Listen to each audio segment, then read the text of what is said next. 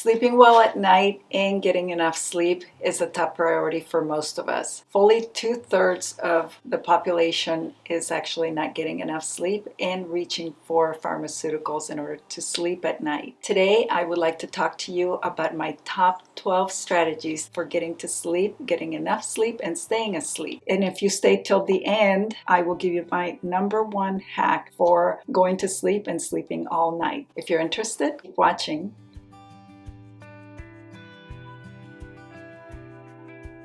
Hello, beautiful friends. I'm 𝗜𝗡𝗦𝗧𝗔𝗚𝗥𝗔𝗠, certified nutritionist and functional nutrition lifestyle practitioner. I'm also the founder of Nourish Functional Nutrition. Welcome to my channel.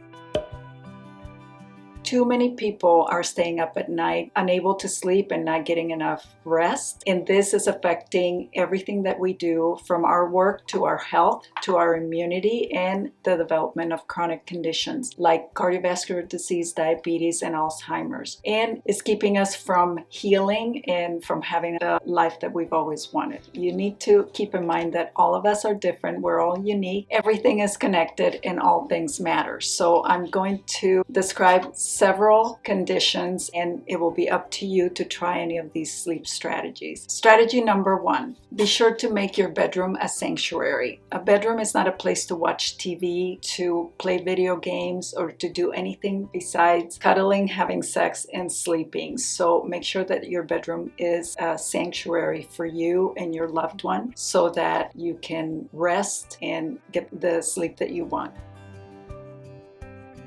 Be sure to plan a sleep schedule way before bedtime so that you can set an alarm and start getting ready for bed about an hour before the actual time that you want to go to sleep. And make sure that you have developed a very relaxing bedtime ritual during that hour, that you do certain things that are telling your brain, especially your limbic brain, which is the fight or flight brain that gets you anxious, that you're ready for bed so that you can, in a very soothing and calm manner, start getting ready for bed. And do the same thing night after night, because our brains work in patterns. It's nice to develop a pattern of relaxation before bedtime. Be sure to exercise early in the day so that you are not revved up before you go to bed.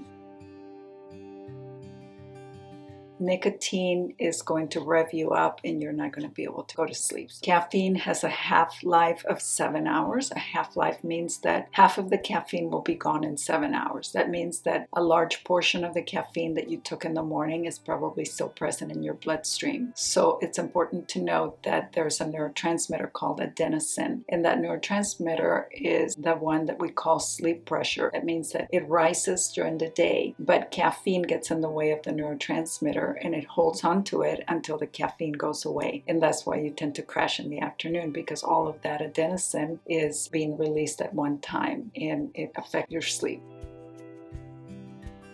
Alcohol can help you fall asleep, but it's not going to keep you asleep. It's going to mess with your blood sugar and that's going to wake you up. Plus, it's a depressive.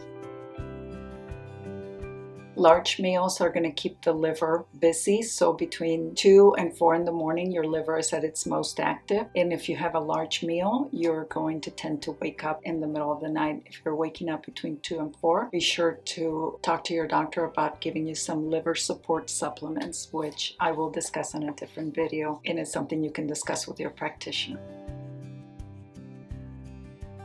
Any medication that you're taking that has caffeine in it may be affecting your ability to stay asleep at night or to fall asleep. So talk to your doctor or your pharmacist about that. If you're napping midday, then your sleep pressure is gone, and then you're not going to be able to fall asleep at night, and you may be falling asleep too late. Be sure to unplug all electronics in your bedroom, EMFs and light, blue light, red light, blinking lights, alarm clocks, any of that. If you're having trouble sleeping, try covering those, unplugging things that are not necessary in the middle of the night, and you'll see that your sleep quality is going to improve.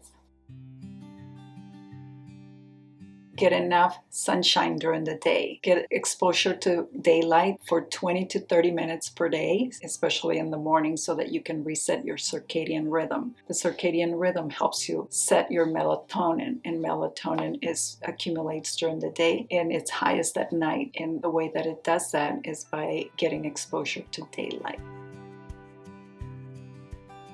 To catch the wave, and that means the wave of melatonin being at its highest and cortisol being at its lowest. Cortisol is the get up and go hormone, is the fight or flight hormone. And when it's lowest at bedtime and melatonin is highest and those two intersect, that is your wave. This is like catching a wave for a surfer. This is the best sleep that you're going to get. You're going to maximize your sleep if you can do that. If you miss the wave, if you start checking your computer, doing computer work before bedtime, and you get that second wind, that's when you miss your wave, and when you have a fretful sleep where you cannot really fully rest because you're going to bed at 1, 2 in the morning. That is sleep that you will never recover, and you're messing with your REM, rapid eye movement sleep, which is the most restful.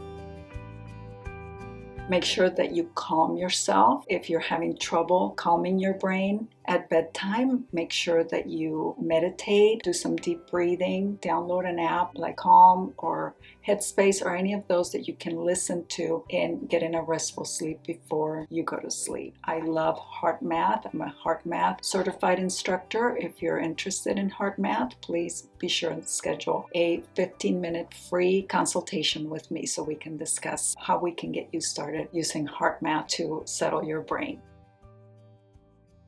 And now for the number one reason why you may not be able to sleep at night and stay asleep is because your blood sugar is out of control. If your blood sugar is out of control, if you're eating a lot of carbs before bedtime, your blood sugar is high and it's going to dip in the middle of the night. If that happens, you're going to wake up, and cortisol, that get up and go hormone, that fight or flight hormone, is going to keep you awake. And so here's what you do. Tonight, you can take a tablespoon of peanut butter, no sugar peanut butter, or almond butter, or a piece of meat of some kind of protein, some kind of fat, avocado, anything that is going to keep you full, that is not a carb, that is a small amount of either protein or protein and healthy fat. Do that, eat it before bedtime, and be prepared to have a great night's sleep. That is my number one tip for you, my favorite tip that works every time. Any of these strategies is going to work if this is what is affecting you, but again, you need to get to the root cause, and this is what I do. You can work with me by going to my website, nourishfunctionalnutrition.com, and you can schedule a 15-minute consultation. It's free of charge, and we can discuss sleep strategies, lifestyle strategies,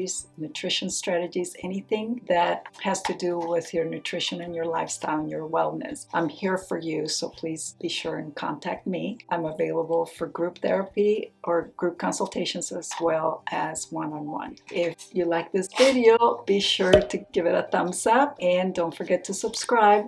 Tap on the bell so that you can get notified when I release a new video. I hope that everyone has a great day, and I look forward to seeing you on the next one. Bye-bye, everybody.